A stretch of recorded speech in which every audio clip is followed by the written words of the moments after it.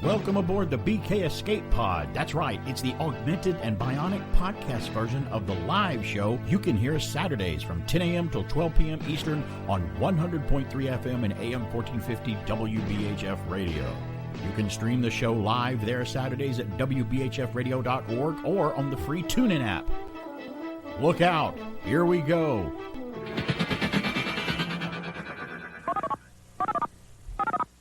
Stand by to receive our transmission. So, I was back in the break room or kitchen. So it's a break room, but it's more like a kitchen. It's a huge room with a table and a. Well, except you can't cook.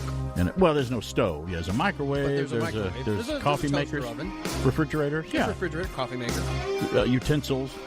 22,500 coffee cups back there. Actually, there's less than there was. And, I brought some extra coffee cups that I just had that I didn't want anymore, and I brought them here, and just put them, just in case people want to use one. I just kind of washed them, put them up in the shelf. I think like everything else, sometimes they break. Sometimes people take them home by mistake, or they take them somewhere and leave them someplace else.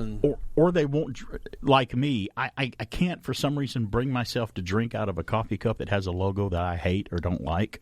It has to be either plain or something that I support or I really like. I don't know why. It's like I'd never drink out of a American Idol cup or something like that. Some stupid show that I don't like. I just learned something new about you. Yeah, I just can't do it. If it's the only thing available, fine. I'll hold the cup where the logo's covered up. I thought you were saying if somebody I can't go to a yard sale and buy somebody's utensils because it went in somebody else's mouth and the irrationale. No, that's Mrs. BK. You're gonna wash them. That's Mrs. BK. She can't do any of that. My lovely wife.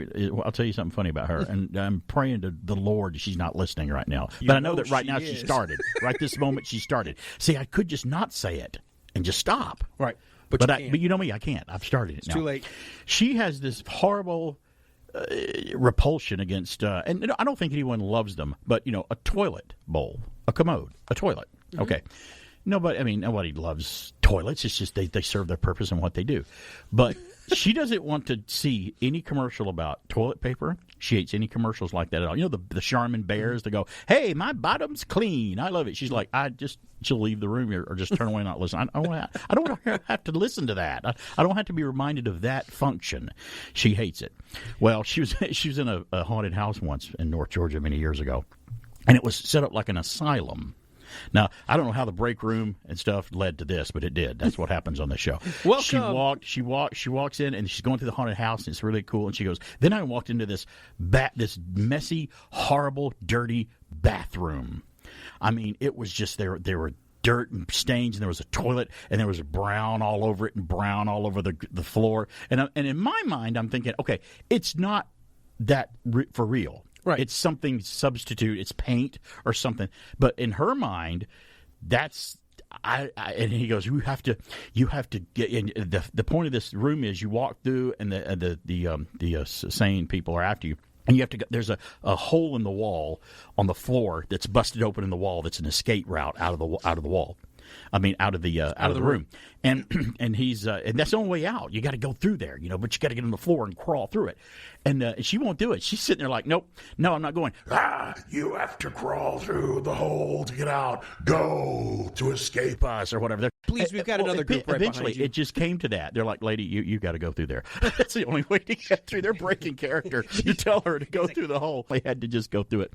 Disgusting. We were at one of the big, I don't know, stores that sell, home stuff, the ones I never go to, that are some guys' playland, but not me.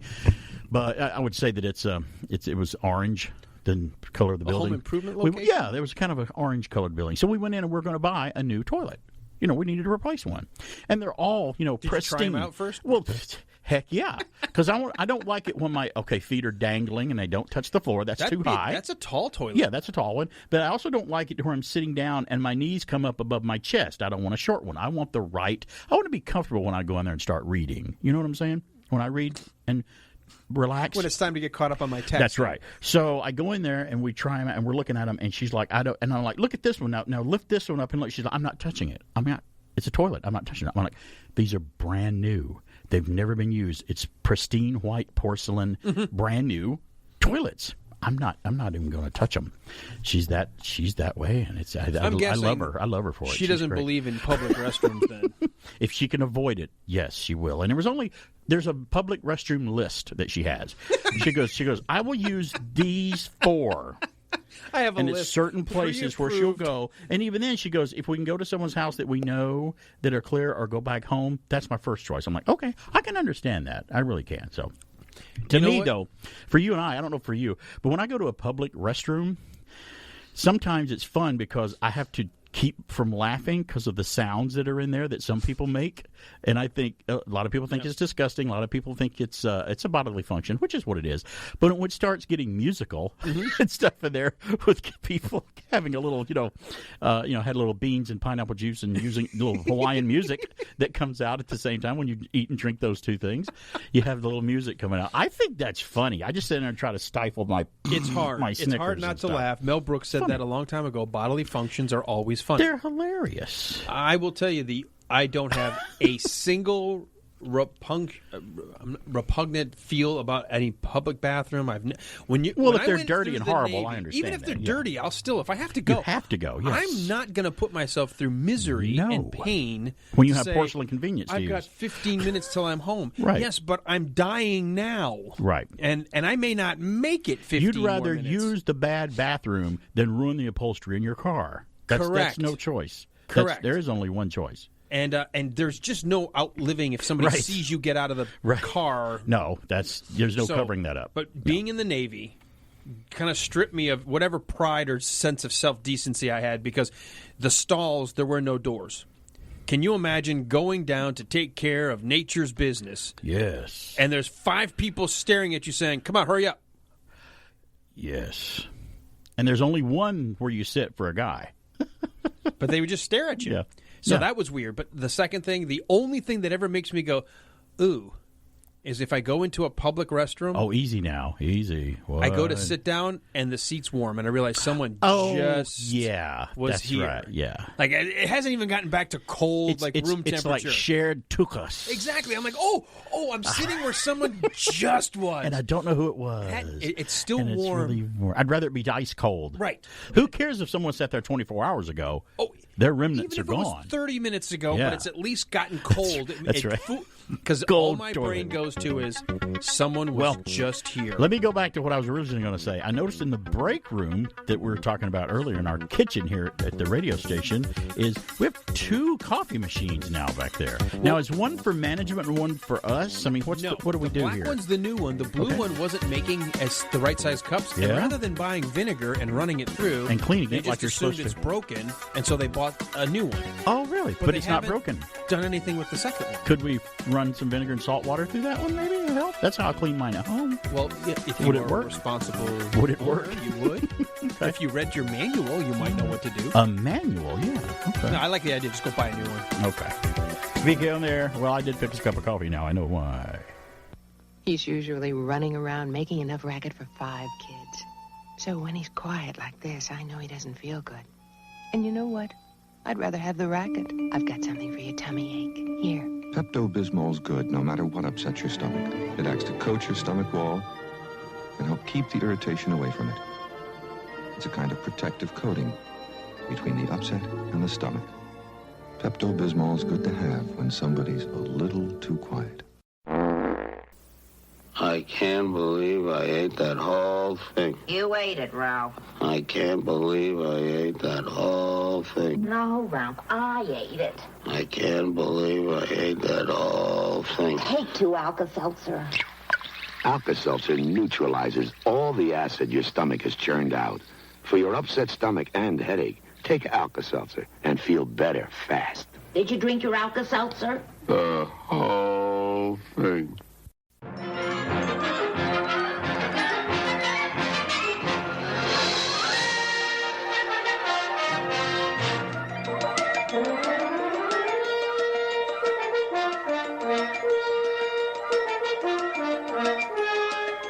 Greetings, fellow classic TV fans. We all know actor William Conrad from his starring role in the detective series Canon, which ran from 1971 to 76 for 122 episodes. His half-century of show business contributions began much earlier than this breakout role. While serving in World War II as an Army fighter pilot, William began his showbiz journey by directing and producing for the Armed Forces Radio Service. After the war, and at the ripe old age of 22, his career in classic radio took off. The amount of roles he played is too vast to list. Even Conrad himself estimated he'd played as many as 7,500 different characters. In 1952, William made his mark in radio by forging the iconic role of Marshal Matt Dillon on Gunsmoke. But he wasn't simply a great voice actor. He could do it in front of a camera as well.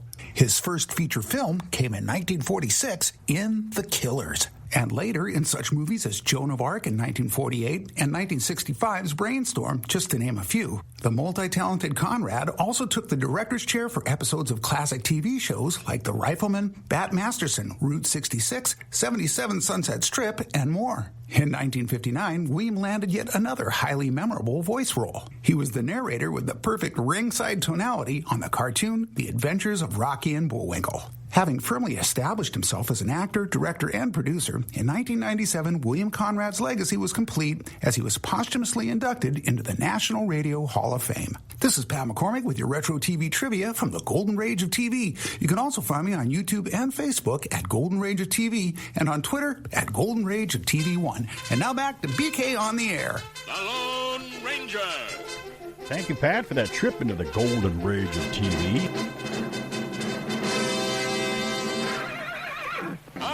Silver! Away! A fiery horse with the speed of light, a cloud of dust, and a hearty Hi-Yo Silver, the Lone Ranger.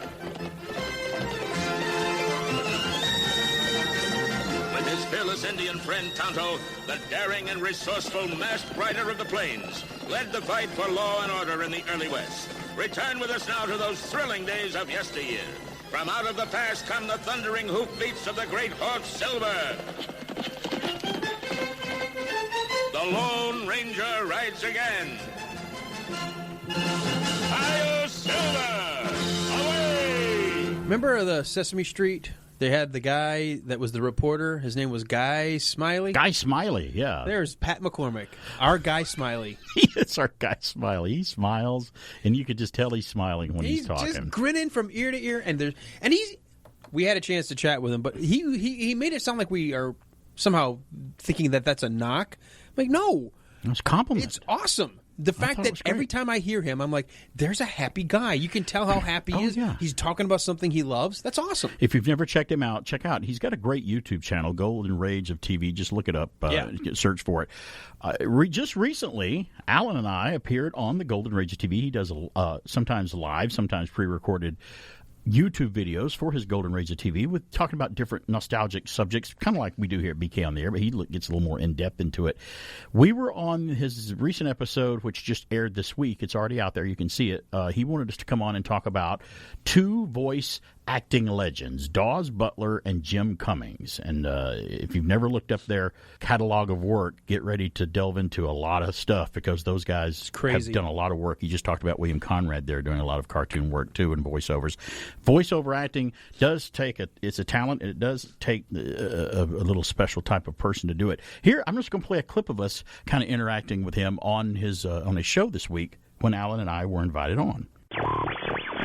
No, I think the two guys you're talking about today, and I would say everybody that does, voiceover, whether it's for commercials, but even when you're doing a character, you're acting, you're performing. It is a performance, and you'll do takes, and you'll have ad libs, and sometimes you'll strike gold with an ad lib, and sometimes the director's going to look at you and say, just read it as is. But it is performance. It really is an art form, and I think it shouldn't be taken lightly just because sometimes they may be goofy cartoon characters you saw on Saturday mornings, because we've evolved to the point where some of these voice talents that do movies like the Pixar films that my girls make fun of me, they hit that emotional chord. Next thing you know, I get the leaky eyes going, oh my God, they pulled it out of me. And that's talent.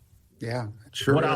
I'll add to that, what Alan said is maybe even more so with voiceover actors that do voices because you can't see them. They can only use their voice. They're matching it up with the action of whatever's being animated, the animation or the 3D Pixar or whatever.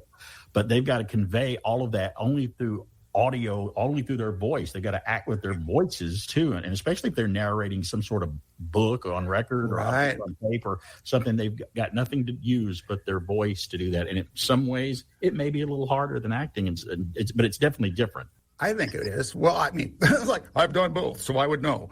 Quite frankly, I don't know which is harder, but just that term, the description of Mel Blanc last week, which was, and I didn't say this, but we definitely quoted it, which was that he's the only person that could literally bring a cartoon character into 3D just by his voice. Oh yeah, I mean, it's just like he brings them to life. So that's just a little snippet of us and Pat talking about voiceover actors. We delved into more than just those two guys because it just kind of, when you start talking, you start to include other people that you think are fascinating and talented voiceover I had a blast. artists, I actually can't believe it was almost an hour and it was gone in the blink Isn't that of the an way eye. it always is when we're either recording a podcast or doing a radio show or anything? It's always my internal measuring stick as to whether or not I think it's compelling. If it feels like it's dragging, it probably is. Dragging. I'm looking at my watch. What's going on? I'm like, how long have we been talking? Only 4 minutes. That's a problem. That's how I feel when I see a movie in a movie theater. If I feel like it's dragging and I'm looking at my watch, I'm like, I must not be enjoying this very much. If I'm ever compelled to look at what time it is, that's not doing a good job. I did that in the first Lord of the Rings film. Yeah, I did that about halfway through. It's not for everybody. But it's just depth, whatever it is. texture, character development. I get it. No, Sometimes that's not what it was at all. Sometimes you just want The Office. That, Inception, movie Inception. Oh, I love which Inception. I fell asleep during. Inception. But I'll tell you, and when I saw Inception, here's when I saw Inception, and I told you this. We were at Universal Studios, the park, and we'd already spent the whole day at the park. It was hot. That was the I problem. was exhausted, and I got into Inception, and I started watching it, and I'm like, oh, this theater is air conditioned, and I'm really, really comfortable in this chair. We got the reclining seats, you know, and then before I knew it, Stacy had what? She's like, I just heard you go. You're snoring in the theater. I'm like, oh, sorry. I'm so sorry. You know, this movie is so engaging. I got to wake up and watch it. I've told this story before. I think your attitude really does affect your movie watching experience, and it can taint your view of a film. Don't know if it's the same with me because I tried to watch Inception again when I felt great and I still didn't like it. So that was pretty much it. You're just not a Nolan fan. I'm just not a Michael Bay and Christopher Nolan director lover. I just really aren't. Well, some of the directors M. Night Shyamalan, same thing. Some directors I I don't don't put those like. two together in the same I know. sentence, I'm sorry. because they're I didn't two mean different to kind compare of them. directors. Nolan's a much better director. Did you like Dunkirk though? I liked Dunkirk, but I didn't think it was like the bee's knees, know all end all. The World fact War that you II had films, three completely different timelines and yet they're all intersecting. Yeah, I mean, no. Dunkirk was. If I had to pick my favorite Christopher Nolan directed film, it would be Dunkirk. That's the one I would pick because I think it held my interest because of the story, World War II tie-in, which I'm a big fan of. So yeah, it really happened. Let me go back to this. Do I have time to do this? Maybe I do. We talked about what's the guy's name that you brought up in the podcast with Pat? Paul Winchell. Paul Winchell. Mm-hmm. Paul Winchell. I'm going to play you a commercial, a cereal commercial. And I want you to just notice the voices. You'll hear the lady at the beginning, but it's a cereal commercial. Hi, I'm Elizabeth Montgomery with a word to mothers about 2 new cereals from Quaker. I'm Quake, the earthquake power cereal made with rice. I'm Quisp, the Quaky energy cereal made with corn. Shh, excuse me. Quaker has reinforced Quisp and Quake with B-complex vitamins and iron. These 2 sweet cereals not only taste good, but they're good for kids, too. All right, fellas, it's all yours. I love Liz. I love her more than you do. So that was Quisp and Quake. Do you remember the Quisp cereal with the little guy with the propeller on his head? Those 2 characters in the commercial there, that was Paul Winchell as Quisp. Could you tell his voice? I mean, that's him. And Quake, that was William Conrad. Doing the Quake voice. That's both of them together. How funny that we should be talking about all those guys, and hitting on them and stuff, and Pat doing the William Conrad Golden Age of TV spot. So there are voices everywhere that you just don't know who they are, and there may be somebody that you know who they are, but you can't tell. The only thing I didn't hit on with Pat McCormack this week when we did that recording with him was some of my favorite voices that Dawes Butler did. And Dawes Butler was, again, a legend. Mm-hmm. And I'm glad we did that appearance with him because I was familiar with Jim Cummings, but I wasn't as familiar with his catalog as I thought I was. And so doing that the way we did, I'm sure you and I learned some stuff from Pat, and I did. I'm like, you can research them, but you can also learn a lot more because we're always learning about stuff all the time. I got to tell you, So, I was panicked going into it because I am not nearly as up to speed. Okay, Right. You've got Pat McCormack who gets asked to be the inductee, The host, the first time the ever MC. of the voiceover actor Right. Hall of Fame. Yes. He might know one or two things about the subject to be the MC one or for two the thousand inaugural things. Yes, and we know right.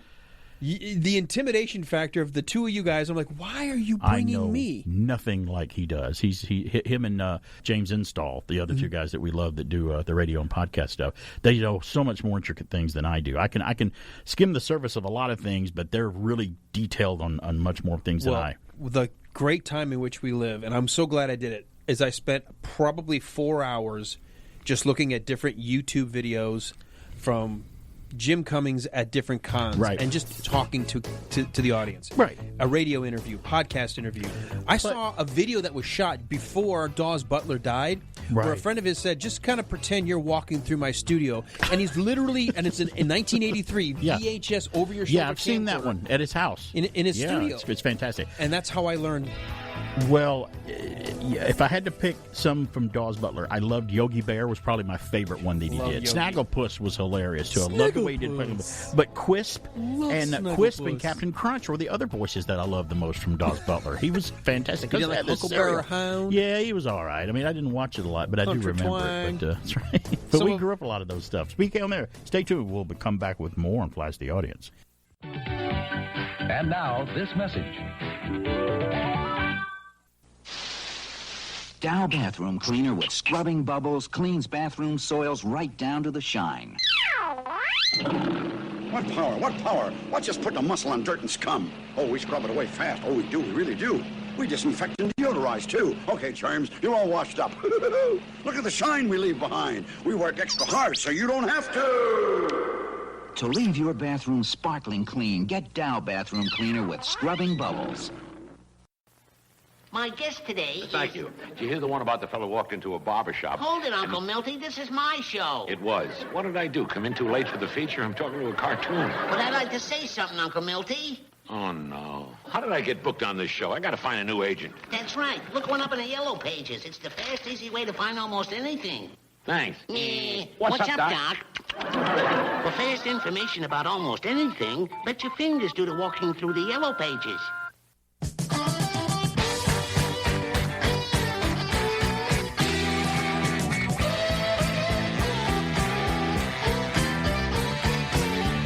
Hey, we're back. It's BK on air here. Thank you for being with me every Saturday morning from 10 a.m. to noon Eastern. If you do miss it if you ever miss the show, I always turn it into a podcast, and you can look for it out there. And Keep missing it, but my aim's getting better. Speaking of Sorry. toilets, But I'm I do turn it into a podcast. Places like I got a YouTube channel, Anchor, Spotify, SoundCloud. If you look for it out there, BK on the Air podcast, you will be able to find it if you're really savvy and into doing stuff like that. You can find stuff. I like like that. It's Hey, I almost- love it. I love it when Ike Clanton says that in Tombstone. He goes, "Law just don't go around here, savvy." You understand? I like it. I was thinking of it from Pirates of the Caribbean. Savvy. Well, again, movies teach us a lot of stuff. Even big words. They really do. And words even back during the Western times that were used that are sometimes we're not as eloquent as some people are back in the Western days. Yeah. And we've proven that with letter writing and the way they were. And you listen to how things are written during the Civil War and some of the letters. We can't do that anymore. Some of us can't. Can I tell Some you of us my can. favorite, funny, ironic line in Pirates is when the Captain Barbossa goes, "I'm disinclined to acquiesce to your request." And then she's looking at me and goes, "This means no." Was that the first film? First one. Because I actually sort of semi-enjoyed the first one. That's another group of films that I just was not that into. trilogy. I don't Not like the into fourth at all. one. So. But the trilogy we'll watch. But I am disinclined to acquiesce to your request. That means no.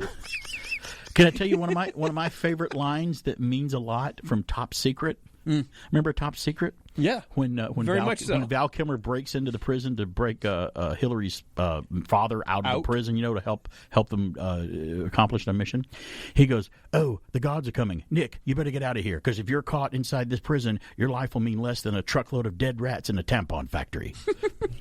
Wow, I don't really understand what that means, but it sounds very bad. It just sounds horrible. I'm sorry. That one's terrible. That movie is full of unexpected, sudden twists in humor, but the funniest is when they're like ready to break him out. He's like, "And I had almost finished my tunnel," and you look down and it's like a paved superhighway. It's a subway tunnel with lights.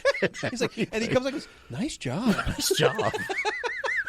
or now we're stuck on Top Secret. So funny. Val Kilmer's name in the movie is Nick Rivers. He's a rock and roll star, kind of like Elvis. And so he's wound up getting captured by the Germans after all. And he's sitting there, and they're torturing him. They're torching him and whipping him and stuff. And then all of a sudden it goes into his brain, and he starts dreaming and hallucinating. And he's running through the school with lockers, and he's like, "Oh, I don't know what to do. Where do I go?" And the guy goes, "What? You haven't finished the semester yet? Well, the tests were given already, and you've missed the test. You're going to fail this semester." He's like, "Oh no, I didn't study. Oh my God!" And it's so horrifying. He wakes up from torture, and he's like, he looks at the Germans whipping him. He's like, "Oh, thank God."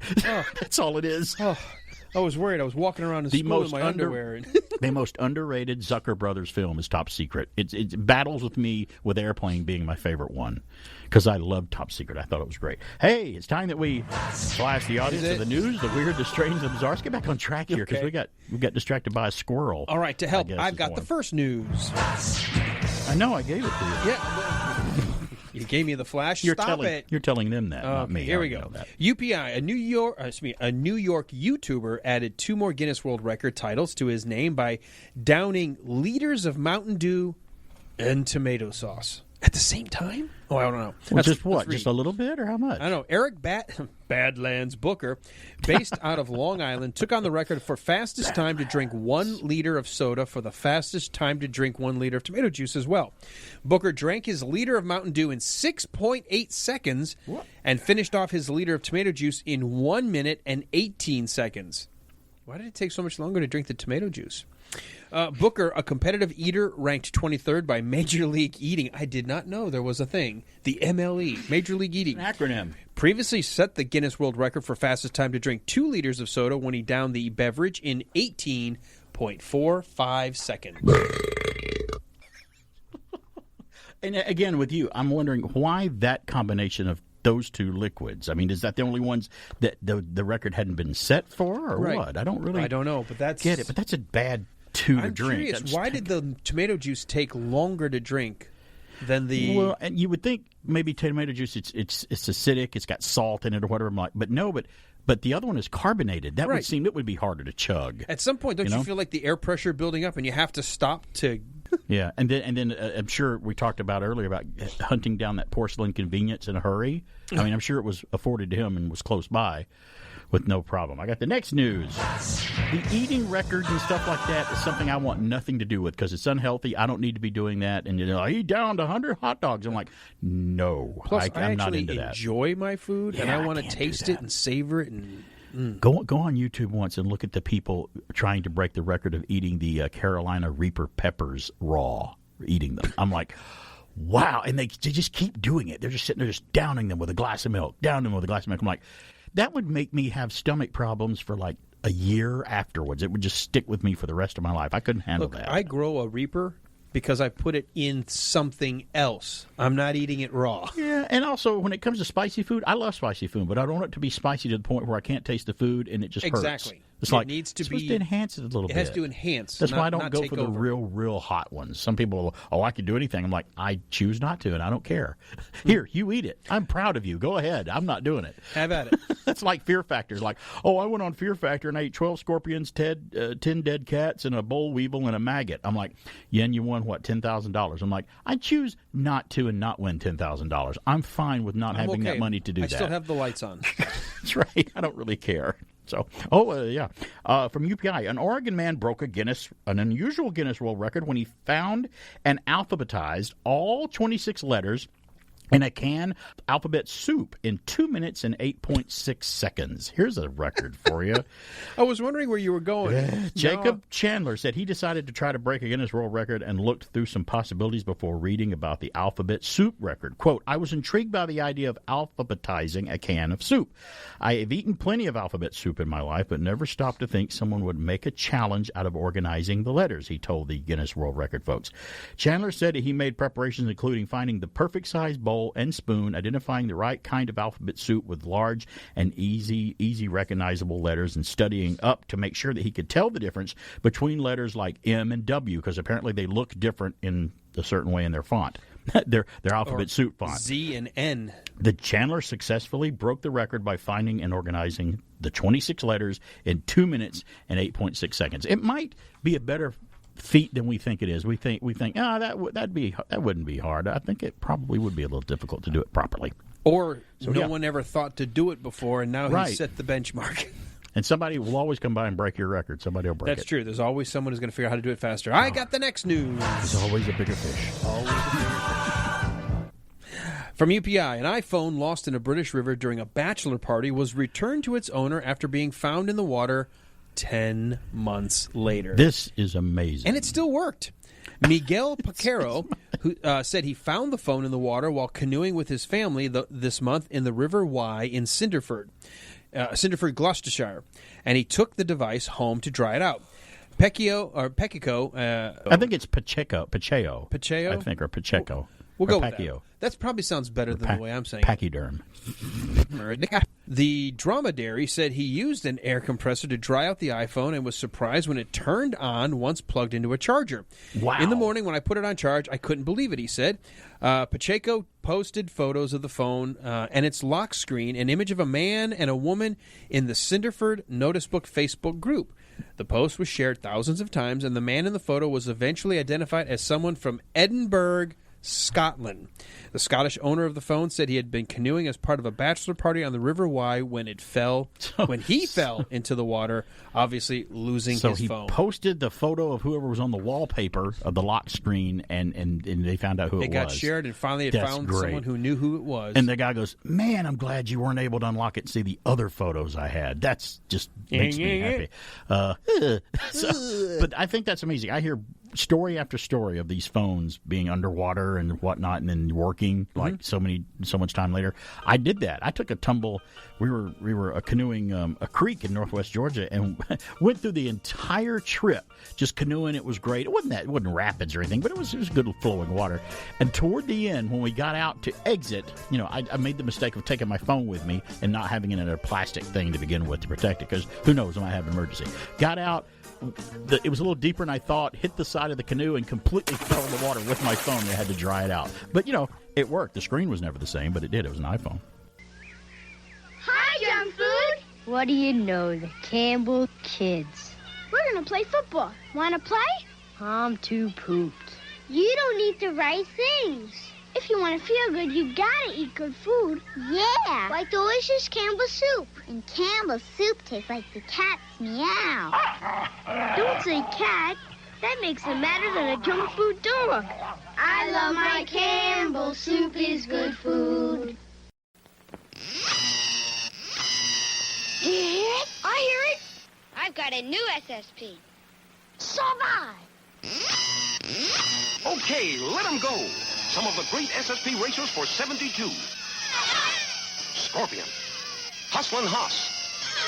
And there goes Juices Wild. And Ramjet. Dig the SSPs for 1972. All with the new howl of power of sonic sound. SSP Scorpion, Hustlin' Horse, Juices Wild, and Ramjet by Kenner. Yeah, sitting here off the air while we go to a break talking about iPhone stories, getting them wet, getting them damaged, turning them back on, drying them out to where they still work. Just had that story. I think it's amazing that they've gotten so much better at that. Now if they can just invent a dryer for your clothing that won't suck up a sock where you don't know where the sock went. Yeah, that would be great. We're flashing the audience. I got another news. Actually, it's the last one. This one's interesting. Listen to this one from UPI. A headstone at an Iowa cemetery is raising controversy after residents noticed the family had included a hidden message and the grave marker's message. Did you hear about this? No, I have not, but I'm tickled already. Steve Paul Owens, who died at the age of 59 in September of 2021, said the hidden message in Owens' headstone at Warren's Power Cemetery in rural Polk County is meant as a tribute, not an insult, to their departed relative. The headstone message reads, here's how it reads, so pay attention to this. I'm going to give it to you each line. Forever in our hearts, until we meet again, cherished memories known as our son, brother, father, papa, uncle, friend, and cousin. The large format type causes the first letter of each line to spell out the message. He's got in there to FOF? Yeah, the first word is forever. Second word is until. Yes. Third, cherish, then known, all we can then say, our, FCC then father, is, then friend. Hey, FOF. FOF, yeah. It's a term of endearment, Owen's daughter told WHO-TV. Oh, yeah, it is. If he said that to you, it meant he liked you. If he didn't like you, he just didn't talk to you. So I'm like, okay. That is so funny. There we go. First letter of each line, and someone didn't notice it until now. And if you look at the gravestone, those sentences are broken up and stacked on top of each other, and the first letter of each sentence is the biggest letter on the thing. Wow. The Camp Township Board of Trustees says officials rejected the headstone, but the family had it installed anyway. The board said in a statement that it does not allow profanity on gravestones because those others who have a place in the cemetery have the right of decency afforded them, they say. The statement said community members are preparing legal action to have the headstone removed.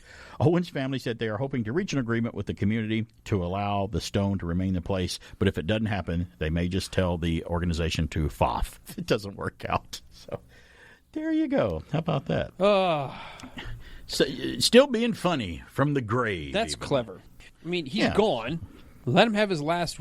Let him have his last wish. Technically, there's no profanity on the headstone. It's just. I see they're funny. Well, I mean, there is. It's not spelled out in the way it should. But you have to be observant. It is very sneaky and very interesting.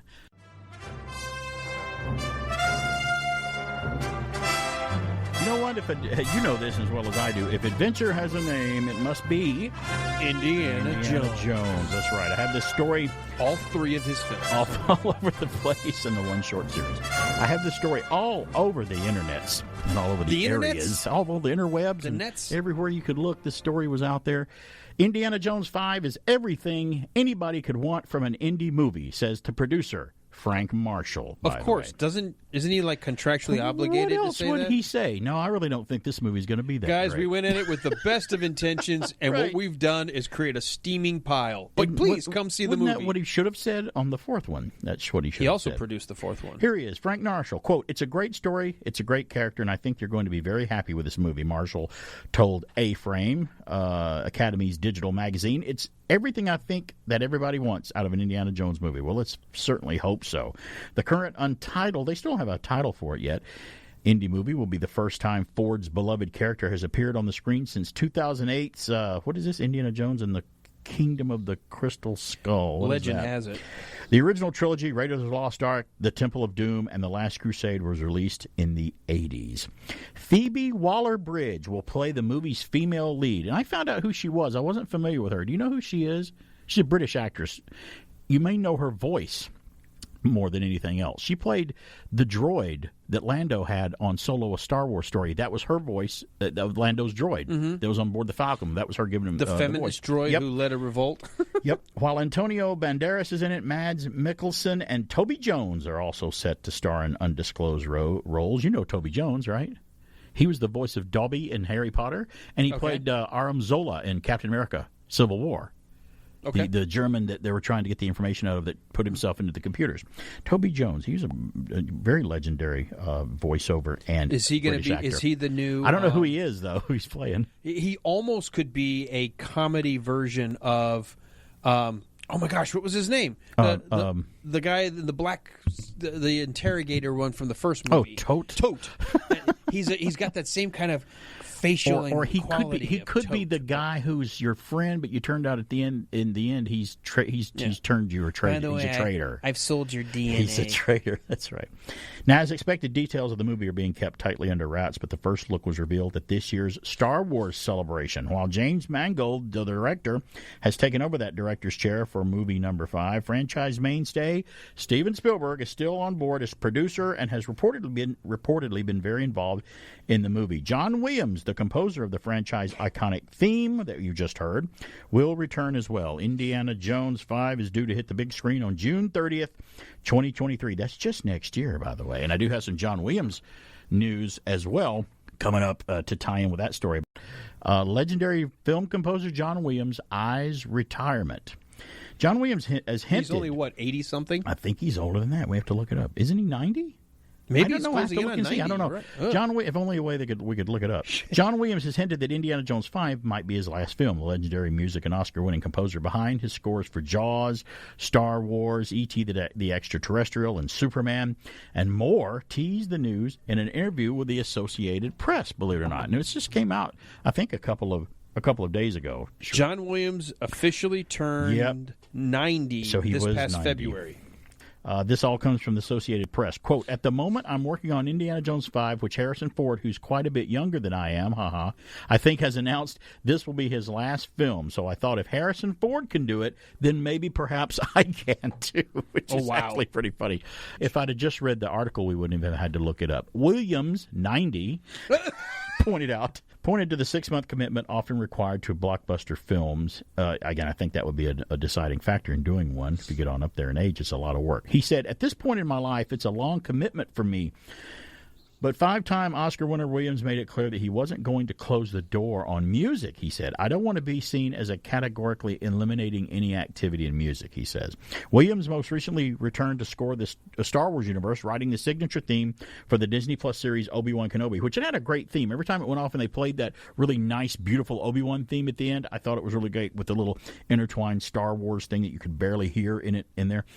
But he says he wants to devote his time to music and concert music. So he's not going to – he may conduct suites of his movie music in front of an orchestra. He's just not compose any more movies, which I think going to conduct them that are already written would be easier work and pay and get some dough for that, which isn't he an example of what you and I talk about all the time? When you find a career that you just love so much, you just want to do it for the rest of your life. Oh, yeah, and he's still going to be involved in music, so he's not going anywhere. He also released the album called A Gathering of Friends, a collaboration with cellist Yo-Yo Ma. The album was recorded with the New York Philharmonic Orchestra and features a new arrangement of the theme from Schindler's List. Other highlights from Williams' film music catalog are Yo-Yo Ma's performance of Malice Toward None from Lincoln, the movie Lincoln, and a guitar and cello arrangement for A Prayer for Peace, and one from the Steven Spielberg movie Munich. He concluded the statement by this, and it simply says, music, it's given me my life, unquote, quote unquote. So, wow, a legend, John Williams, who kind of actually got to start back in television. He composed music for the first black and white season of Gilligan's Island. Then he moved on. He did some Twilight Zone episodes. He's done Lost in Space theme. Most of the some of the Irwin Allen movies. He did the Time Tunnel, I think, the theme to that. He moved on to do the NBC Nightly News, the Mission theme for NBC News, the Olympic theme. He wrote that. Think of how many things he's written. I mean, it's too much to talk. We might talk more about it when we come back. John Williams, BK on the air. We'll be back. Everybody hates to eat one. We'd rather take it slow. But the way this life is going, gotta grab your food and go. And when all that running round catches up with you at last, get yourself some Alka-Seltzer and you'll feel better fast. For acid indigestion or heartburn with headache, nothing makes you feel better faster than Alka-Seltzer. Get yourself some Alka-Seltzer and you'll feel better fast. Give it up! Podcast Magazine presents the Hot 50 Countdown. Hi, it's Rob Actis, host of the podcast magazine Hot 50 Countdown. Join me as I count them down from 50 to number 1, the top 50 podcasts in the land as determined by you, the podcast fans. From true crime, society and culture, self-help, health and fitness, science, and every podcast category in between. The Hot 50 Countdown is here. And don't forget to vote for BK on the Air as one of your favorite podcasts at podcastmagazine.com. WBHF.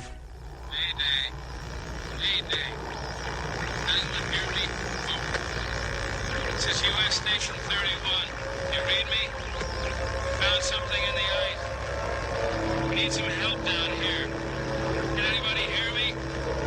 We found something. We found something. We found something.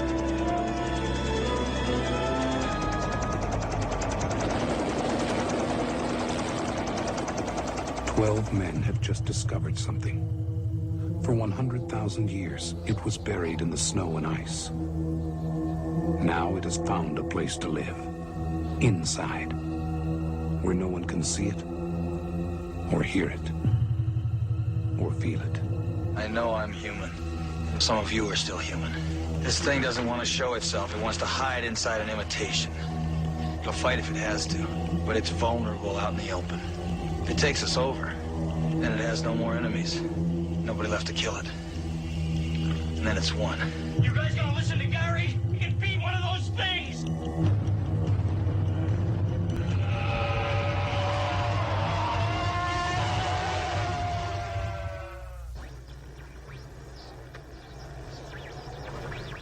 That's right. That's the trailer to John Carpenter's The Thing.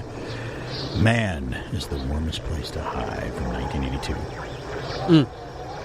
And, we're fans of John Carpenter movies. Well, not all of them, but that's definitely one of his best ones.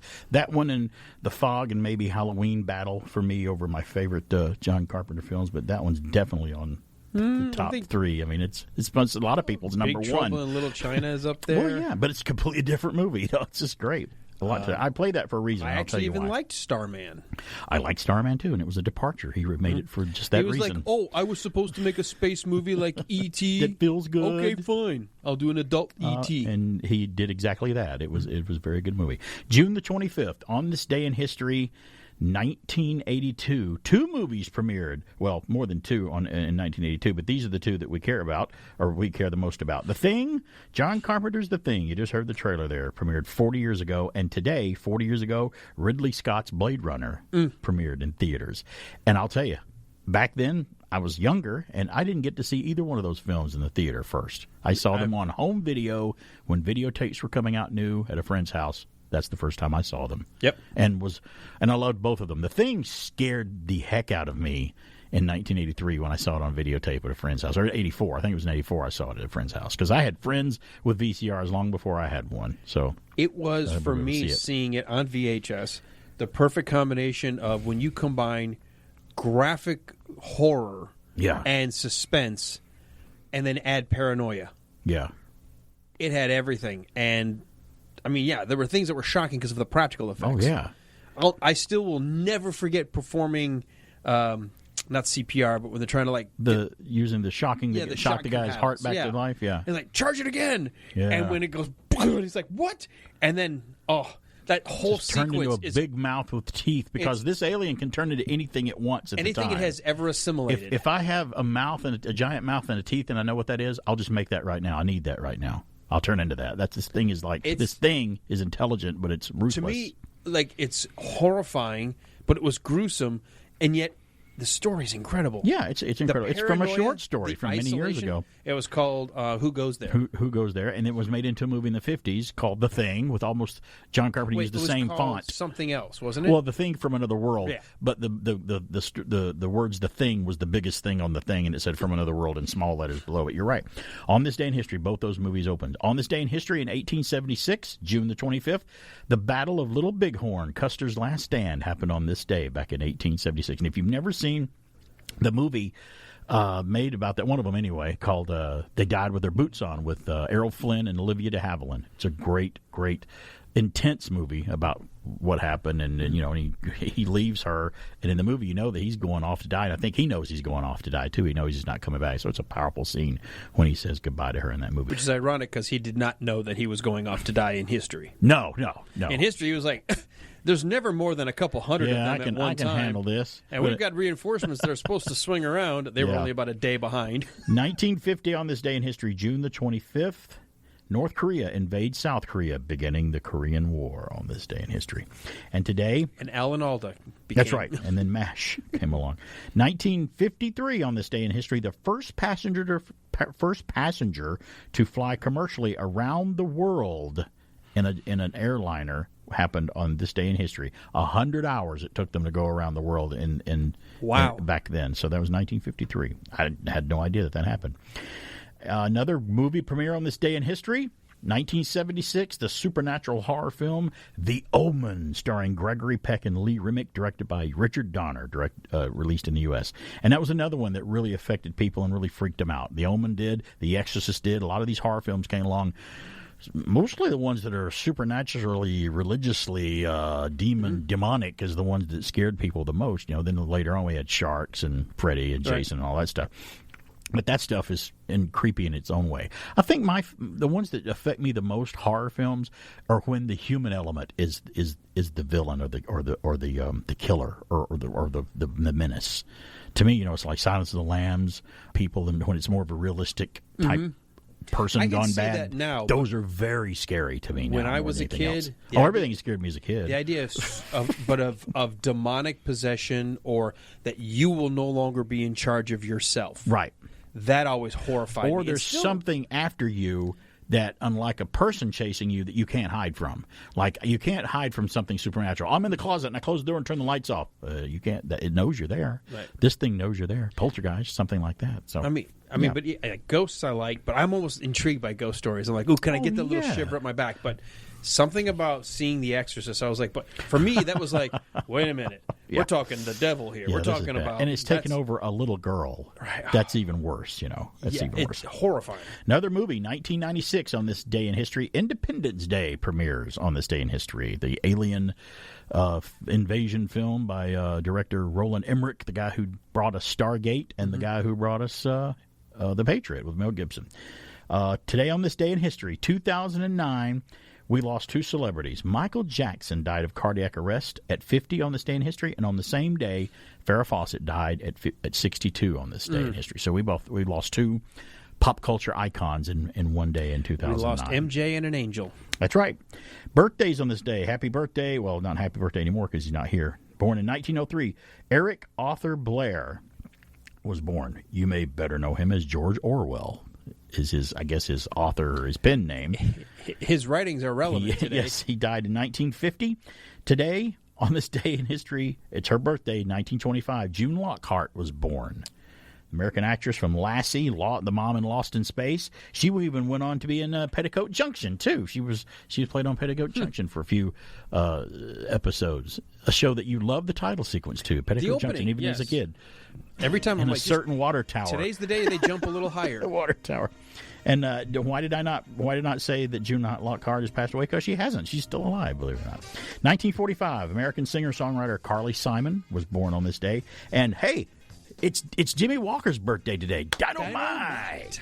JJ from Good Times. That's right. American comedian. He's done a lot of other things. I saw him in Love Boat the other day. And today, on 1959, Paris Thimen was born. American actor Willy Wonka and the Chocolate Factory. He was Mike Teavee in Willy Wonka. He also is a Jeopardy contestant. I saw him on Jeopardy a couple of years ago. Crazy. Wasn't playing as a celebrity. He was just playing himself. And today is National Catfish Day. National Catfish. Nothing like a big fried piece of catfish. Hello, lucky person. You got the number right, because you are talking to Kid Dynamite. After these messages, we'll be right back. Isn't the color a little dark? Believe me, you'll get used to it. These days, it's pretty hard to get things done your way. But not at Burger King. 2 Whoppers and 2 chocolate shakes. Could we have the Whoppers with extra ketchup on them? Sure. See, Burger King doesn't make all its delicious 100% pure beef hamburgers ahead of time. You want your Whopper built some special way, you get it without a lot of waiting. Have it your way, Burger King. I'm Gil Gerard. I'll be starring this fall as Buck Rogers in the 25th century. From the moment I arrived in the 25th century, everybody made me feel right at home. There were nights when I would just marvel at all the mysterious heavenly bodies. Well, here's to the future.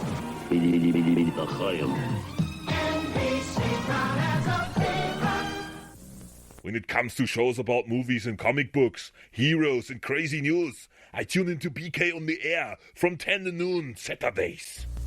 What do kids say when they're hungry at noon? Uh-oh, SpaghettiOs. What do kids say when they pick up a spoon? Uh-oh, SpaghettiOs. What do kids say when they want to eat soon?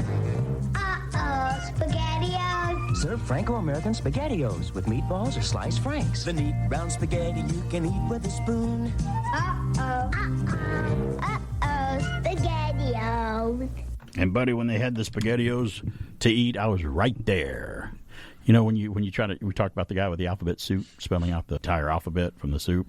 It wasn't easy. It wasn't hard to spell out the messages of SpaghettiOs because they all just said ooh. Right. Now, did you like just the regular the sauce, or do you like the meatballs in it with as well? I could take either one. I really didn't care. If it said SpaghettiOs, I was there. I mean, I know they're not that healthy or whatever, but sometimes, even now, I'll be walking through the store, and I'm like, you know, that can of SpaghettiOs, that really takes me back. I think I'm going to pick up a can and have me some SpaghettiOs tonight just for the heck of it while watching a program, or a can of ravioli. Or something like that, because that's Chef Boyardee. Chef Boyardee, man, he was the man. He was the man with the plan. And we even used to get the in the old days. We used to get the Chef Boyardee do-it-yourself pizzas. You know, it came with the dough that you pushed out, and you put the sauce on it, and put the toppings on it. In the oven. It was, you weren't really making one from scratch, but it was better than buying a pre-made frozen one. Like it. Well, we talked about The Thing's anniversary was today. The Thing, John Carpenter's The Thing, was released on this day in history. I have a story here. John Carpenter's masterpiece, The Thing, is back in the box office after a top 10 after 4 decades, after 40 years. This comes from slashfilm.com, but it's actually being reported in a lot of places. This past weekend's box office may have been dominated by the likes of Jurassic World Dominion, Top Gun Maverick. It says Lightyear as well, but Lightyear's not really dominating anything right now from what I've heard. It's doing a lot worse than they thought. Not for what a Pixar should be. But amazingly enough, a stone-cold classic that we just been talking about for 40 years ago actually snuck its way back into the charts once again. John Carpenter's The Thing, which was religiously released in the summer of 1982, 40 years ago. It was re-released by the folks at Fathom Events this past Sunday, and the single-day screenings generated enough ticket sales to bring the movie back into the top 10. Even it also says, even if the screenings at some places were far from perfect. I'll tell you about that here in a minute too. That's just from the first day. So it was, I think it was out for 3. It came out for 3 days this week. I don't have the updated list, so it may have grossed even more money than it did from that one day. As reported from Collider, The Thing pulled in an estimated $500,000 in its re-release, which would be good enough to put it at number 9 on the charts for the weekend. There is almost a bit of poetic symmetry. There's as Carpenter's brilliant blend of horror and sci-fi originally hit the charts at number 8 back in 82, losing badly to the likes of E.T. and Blade Runner, of course, which also opened on this day.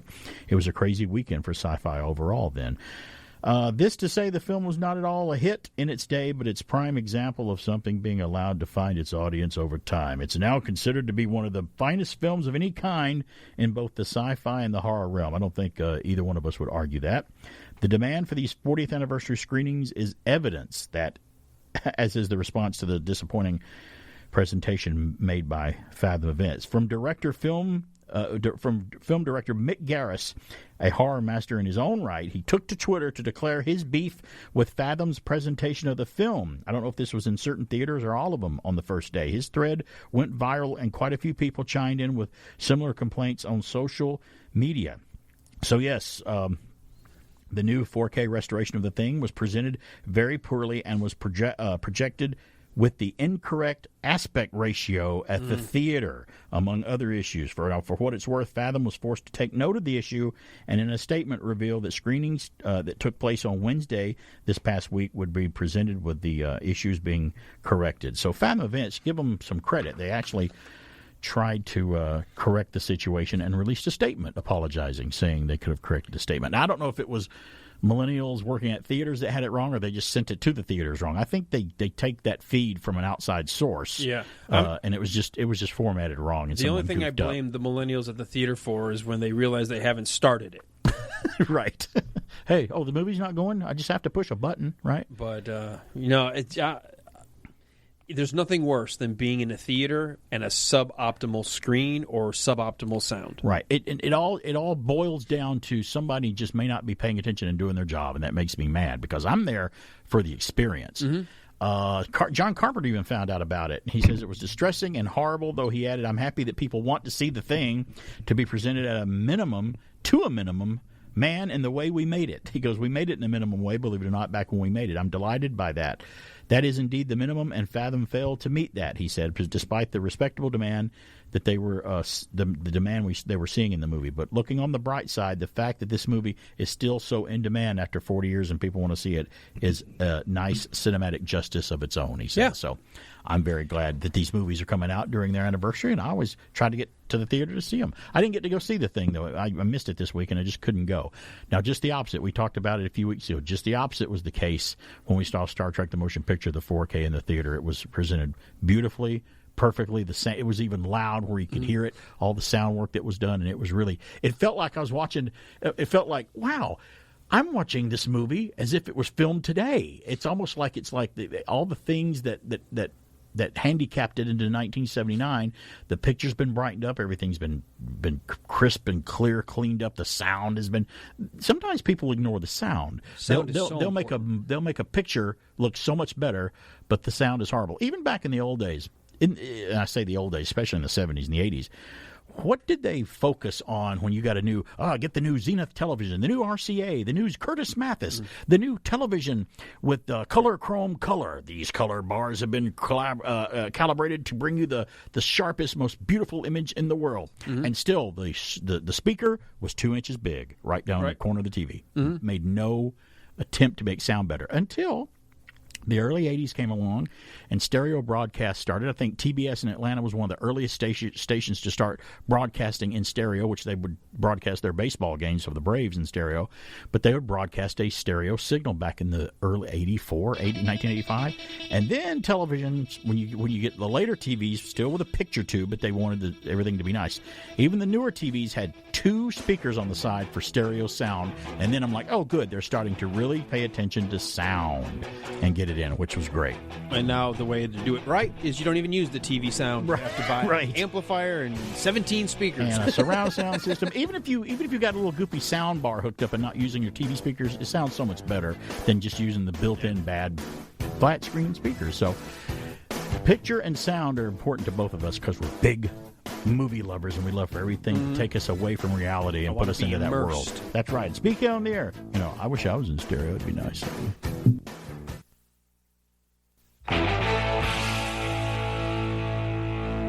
I've fallen, and I can't get up.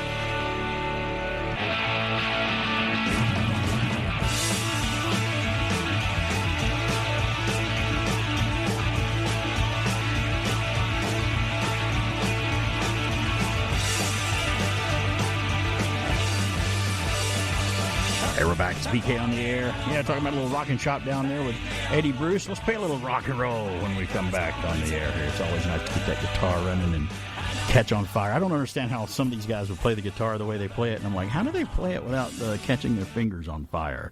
Some of them may have done that in the past. I don't know. I have to look back in history and see if anybody ever did it. Kiss.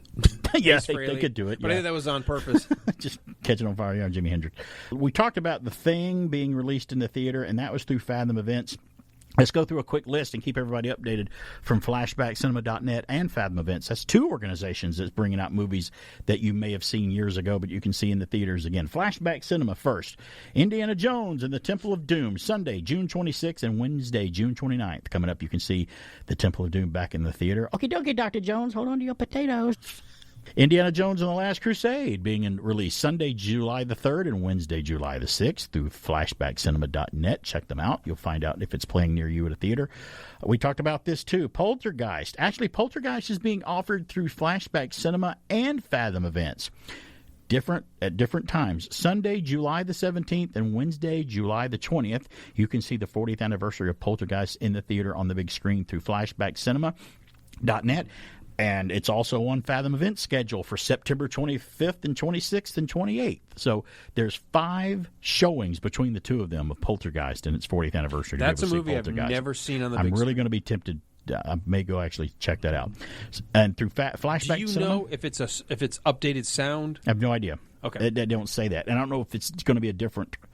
Maybe your best bet would be Flashback.net. When they finally put it on DVD, Fathom. is the first time that they actually created a 5.1 surround sound soundtrack. It's crazy eerie, isn't it? And it changes the dynamic of that movie. It's a whole different movie. It's like Star Trek that you just saw. It was a completely different movie with different sound. On Sunday, July the 31st, and Wednesday, August the 3rd, you can see Smoking the Bandit in the theater. That's through flashbackcinema.net. And by the way, today, through Fathom Events, you can see G.I. Joe, the 35th anniversary of G.I. Joe. The animated movie is on the screen today through Fathom Events. Go to fathomevents.com to find out what theater it's playing in. And also September 4th, 5th, and 8th, through Fathom Events, its 40th anniversary as well, because a lot of these came out in 1982, Star Trek II, The Wrath of Khan. Mm-hmm. What I understand is the 4K presentation. And I just saw on Digital Bits, a site that I frequent from things coming out on Blu-ray and whatnot, all the Star Trek films are going to be coming out soon, all on 4K remastered Blu-ray, including Star Trek II. 4K remastering. There'll be another format that you have to have as many times as we bought Jaws. I don't think I told you this. I am buying now 4K movies, the ones that I really want. Sure. And I have yet to have a 4K player, so I can't see them yet. But you're doing it in advance, I'm buying though. them. That's okay. That's all right. I'll have a big 4K watching party. That's Invite me. I'll come and watch it. I'll appreciate the films. I mean, the ones that are just outstanding, the ones that you own every iteration. Right. How many copies of Jaws have we had? I mean, I stopped eventually. I'm like, okay, the new one has some new things added in. I don't have whatever, the 4K and I don't have Jaws. But you'll get it though if it's 4K, and if you don't have it in 4K, you will get it probably eventually. Probably. It's sick. I have a sick problem with the movie Jaws. Yeah, every one of us have a sick problem with something. That's ours. You know, I've said Lord of the Rings is my favorite movie, but even then, Jaws. And it's not even, you can't even compare the films, really. One is like, I mean, nowhere near the budget of the other one. One has hardly any special effects compared to the other one. It doesn't matter. And the lack and the problems with production of one of the films actually wound up making it a better movie. So it's so weird. Up until Lord of the Rings, it was my all-time favorite film. And so Jaws is still up there. Can you imagine being a young filmmaker like Steven Spielberg making this movie Jaws with this mechanical shark that no one's... He's been promised that it'll work. We can do it. We've worked on other movies in the past, and we can do this. And it not working, and him having these veteran producers hanging over him going, is everything all right? What's going on? You got more problems? You know, you're supposed to deliver this film on so-and-so date, and we got to get it out, and blah, blah, blah, blah, blah. He said he would get sick over it, and it had to be just a horrible thing for a person to go through At the as end, a director. He had a nervous breakdown when it finally wrapped. Close to it. Yeah, it's crazy, though. But then for it to come out, be as good as it was, and then be the giant pop culture success that it was, that had to be one of the most satisfying feelings in the world to finally just go, oh, wow, I can breathe a sigh of relief now with these box office returns. And I have actually started the summer movie season, but I don't know it yet. It was amazing. So it is. It did for going in the water what Psycho did for taking showers. My aunt that grew up as a girl in the 50s and 60s told me that. She goes, "Oh, we saw Psycho. Nobody wanted to take a shower after seeing Norman Bates in Psycho." I'm like, "Yeah, I can see that." And then after Jaws, everybody's like, "I'm not going in the ocean." I mean, a lot of people just would not go in. I was scared of the swimming pool, and I was like 9, 10 years old when Jaws came out. I was 9, I think. Yeah. We both saw it. A little younger than we should have been. Yeah, we shouldn't have saw Jaws in the theater. In fact, when we were sitting in the theater, I remember we saw Jaws at a place called the Pittman Theater in downtown Gadsden, Alabama. Now, Gadsden was if you took maybe Cartersville here, and I know it's not going to mean to a lot of people that don't know what I'm talking about, but the little town of Cartersville and maybe Rome, Georgia, together, that's about how big Gadsden is now. It's a little bigger than Rome or Cartersville. It's not the size of Atlanta or Dallas or anything like that, but they had a downtown movie theater, still an old-time theater, the giant sign on the side that said Pittman Theater with neon lights going up of it, flashing and flashing. And you went up to the front and bought your tickets right up front with the glass bricks with the lights behind them in front of the ticket booth. Just beautiful. I wish they were still around. Then you walked in. Very Art Deco. That's right. You walked into the theater, and then you walked past the ticket booth. You could go into either left or right door, and the ticket booth people were enclosed there as you walked by them. But to get into the theater, you walked up steps to the concession stand, these beautiful steps. And all the way up each side were the movie marquees of what was coming soon. So you walked up, you got your popcorn and stuff, and you went. It was a beautiful movie theater. And when you went in, it was curtains on the side walls and on the screen. It was still the kind where, okay, the movie's about to start, curtain's going to pull back and show the screen. Missed that, too. And so we're sitting there watching Jaws. The guy in the boat that's coming up in the scene where the shark comes up and attacks the Sean, Brody's son, and when it's really everybody thinks in Jaws the first time you see it is when it pops its head up in front of Brody and he goes, "You're going to need a bigger boat," when he's showing the chum in the water. No, you actually see it when it attacks that guy in the rowboat. Right, you see the side of it. You can see it. So when he gets attacked and he falls down, and that shot of his leg that comes down that's severed, and all the meat and the stuff chewed on the end. And it just falls down. That's when my mom just kind of went, "Y'all shouldn't be here." At that one point right there, that's when she decided. But we still stayed and watched the rest of it. And I was almost traumatized. I mean, not to the point where I couldn't function, but I'm like, oh no, this is horrifying! And then he goes by Sean and swims by him and doesn't kill him. And originally, when I saw the deleted scene of that, have you seen the deleted thing where the guy who loses his leg is in the mouth of the shark and grabs Sean and actually holds on to him and they're dragging him through the water and he lets go of him and kind of saves him from drowning, and then the shark just takes him under the water and kills him. It's just maybe Spielberg didn't decide to use that because it just was still a bit too much. So I've thought about this because I did a podcast about the movie, and my thought was, if you had that scene if you had left it in there, seeing him being bitten below the waist, right, and blood gushing out of his mouth, the way it was with raw footage, your impact later with Quint would be completely diminished. And again, it's one of those decisions where I think the decision was right to not use that. It makes more sense to see that happen to Quint, and it's much more horrifying, and you're just impacted by it. Much like the deleted scene at the beginning of Aliens that James Cameron chose not to leave in, when he opens with the people in the LV-426, I guess the factory there, showing Newt and her brother and her family and stuff, showing all of them, which if he left it in would kind of diminish them going to the place later. Weird because he put it in the director's cut. I know, and did he decide to do that? I don't know if he did that or not, but it was diminished the later scene. We'll return after these announcements. You are my sunshine, my only sunshine. You make me happy when skies are gray. You never know, dear, how much I love you. Everyone loves French's, the one and only Sunshine Mustard. Please don't take my sunshine away. Delicious. Tuesday, one look and Fonzie's hooked. I am in awe. But his dream girl has a little surprise on the season premiere of Happy Days. Then Shirley's getting married. But who's the mystery groom? It's the season premiere of Laverne and Shirley. Tuesday night. We now return to our program. Sunday, Monday, happy days. Tuesday, Wednesday, happy days. Thursday, Friday, happy days. The weekend comes, my cycle hums, ready to race to you. These days are These days are It is Happy Days. It's a happy day on Saturday when we come in and have a good time on the radio. It's BK on the air here on WBHF AM 1450 and 100.3 FM WBHF. I do that for a reason. The reason I play Happy Days, that's the main title of the Happy Days. I saw the story on MeTV, and I plan on doing this because it's very nostalgic. The story is very retro. I didn't know this. Constant radio requests led to a Happy Days theme song record in mere days. If you ever asked the DJ to put on Fonzie's record, your request was definitely heard. There's no plans to ever record the Happy Days theme that you just heard as a single when the show premiered in 1974. It was a common that TV producers at the time didn't even really consider the theme song to be a hugely marketable part of the TV shows just yet. Boy, that would change a lot in the future. While there had been some early TV themes that became radio hits like Dragnet or Hawaii Five-0, especially Hawaii Five-0, which I consider one of the best TV show themes ever written, these rocking theme songs were not considered the norm until producer Steve Barry started getting involved in the TV theme song business back in 1975. In fact, I don't know if it was just the first season of Happy Days or the first two seasons. Maybe it was the first early season of Happy Days.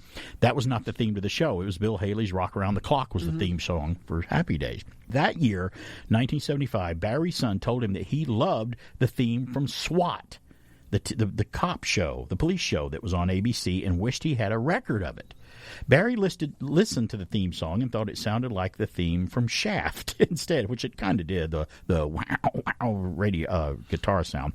Recognizing that his son's love of the SWAT theme might indicate a larger audience, Barry, who worked at Warner Brothers, at the time, Warner Brothers Records reached out to SWAT producers. The SWAT theme became a hit, and Barry used it as a model for expanding other TV themes for shows like Beretta or Welcome Back, Kotter into hit radio singles. And we remember both of those, Beretta being sung by Sammy Davis Jr. and John Sebastian singing Welcome Back, Kotter. Quote, "We had to rework and stretch all those themes," Barry said. For instance, on the SWAT theme, we took the basic music and turned it into a disco number by doing things like adding instrumental breaks. On Welcome Back, Kotter, I went to work with John Sebastian and added a chorus and a harmonica solo in the middle to make it longer. All you have to do is be careful to maintain the feel of the show and not add anything that doesn't fit the main theme music, unquote. That sounds very sensible and right. During all this time when Barry was perfecting the art of translating TV themes into hit records, Happy Days fans were blowing up radio requests on the radio stations. Fans called in begging to hear the Happy Days theme song in such numbers that the word got around fast, and eventually it came back to Barry that Happy Days producers were leaving money on the table. Now, that's the later theme song that I play. You know, it was just on the TV show for the longest time. You could only hear the short little main title version. According to the Los Angeles Times, Paul Drew, an executive at RKO radio chain, informed a music publisher about the many requests for a Happy Days single and stated that if an adequate one were recorded, his stations would play it. The publisher told Barry, and he responded immediately by sticking a band in the studio. Barry already had a band in mind for the Happy Days theme, a band called Pratt and McLean. Within days, the band recorded the song and got it out on radio, swiftly answering the fan demand. Quote, "We were looking for a top 40 type song for this new group," Barry said. "The Happy Days theme was a natural fit for their first record. About 2 days after I heard about the idea, we had put together a record and had given it to the stations. They started playing it right away, even though it wasn't in the stores until 9 days later," unquote. That year, Happy Days theme landed in the top 5 on the national charts. And I bet Casey Kasem let you know about it as well back then. Its smash success set Barry up for even more successes with the Laverne and Shirley and the Starsky and Hutch theme song as well on ABC. Barry hoped this momentum would revolutionize how TV creators marketed their shows, with more producers bringing in better musicians to crank out memorable theme songs that audience loved as much as the shows. So there you go, a little story about that I didn't know a lot about, the genesis and the way the Happy Days theme song got recorded and done.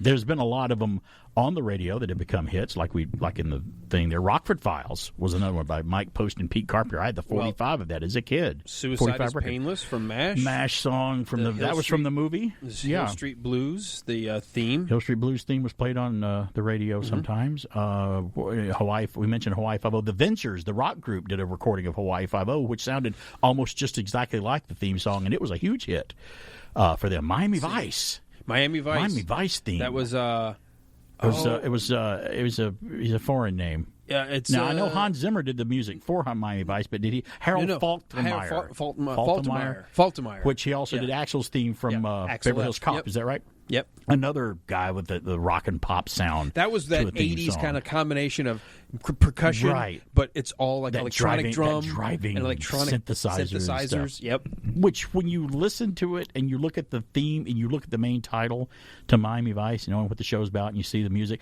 it's perfect. It just goes right to it because it's the 80s time. Yep. It makes you and I want to go out and put on a T-shirt with a sports jacket, no socks, with dress shoes. We're and pink pants, a pastel-colored T-shirt, and nice gold digital watches, a white jacket with the sleeves rolled up. But we wouldn't look as cool in your pickup truck, though, or my SUV. We'd have to get another car. No, if I'm driving around in my truck, I've got to have a cowboy hat, boots, and some jeans. Is that what it is? Yeah, going to the ranch. That is so funny. Hey, we got an audience outside the window out there. How you doing? We love our audiences. That's right. Now, Stopping in and little saying girl is hello. looking at us on the radio, and I'm going to direct her right now. Do not go into radio. It's a dead-end career. Don't do it. Do something else. Only if you like working for nothing. Be a scientist. Do something worthwhile. Do something awesome. But your dad's out there like, yeah, I got it covered. She'll do that. It's fantastic. Good to see you out there. Yeah. At least they're giving us the wave and not the other thing they usually do. It's good to see you out there. It's fantastic. We had a whole baseball team walk by. Remember them going by?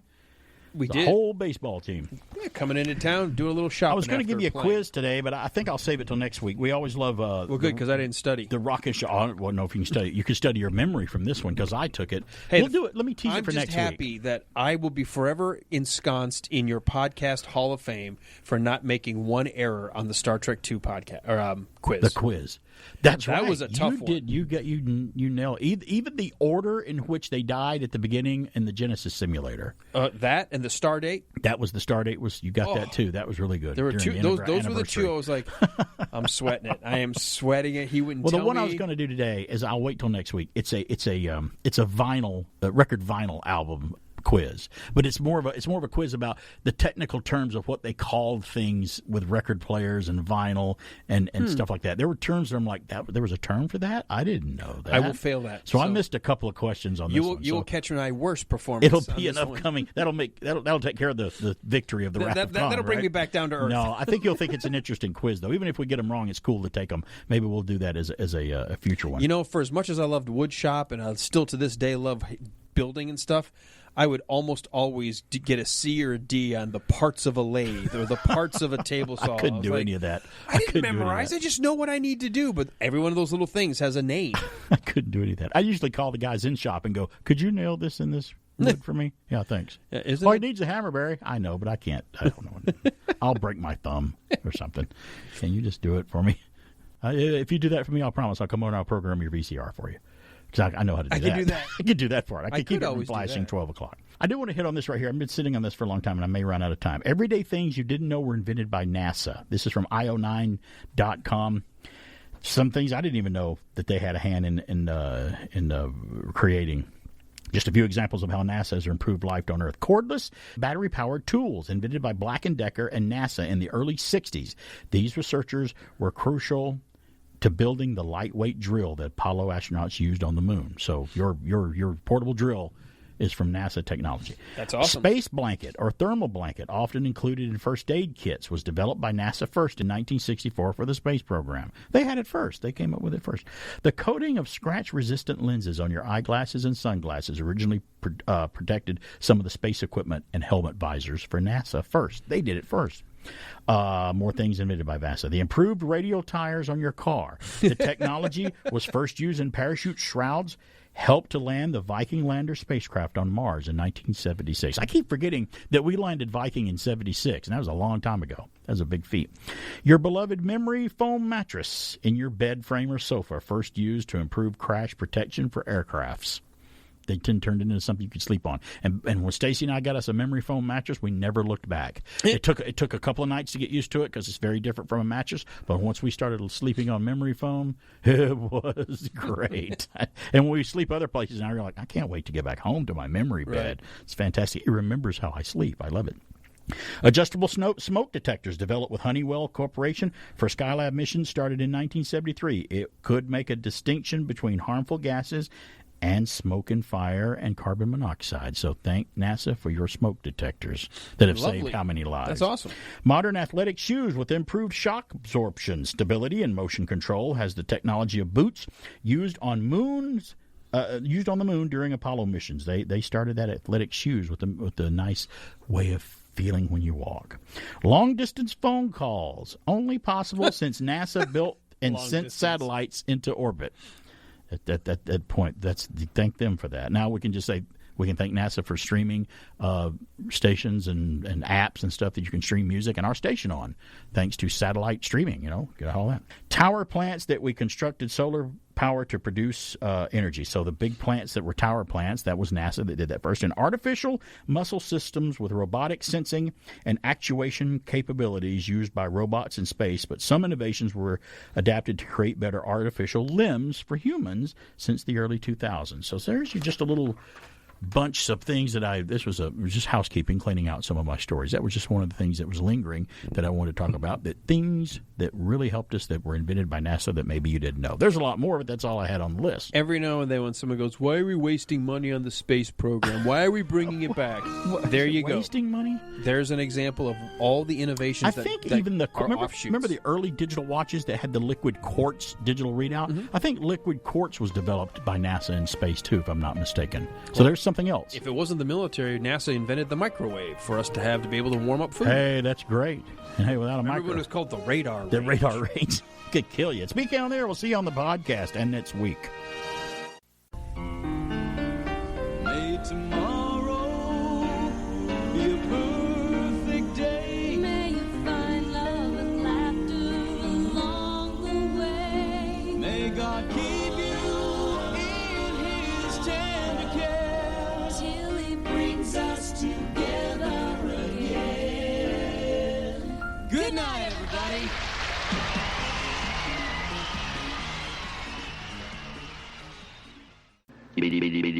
Someone isn't gonna like that.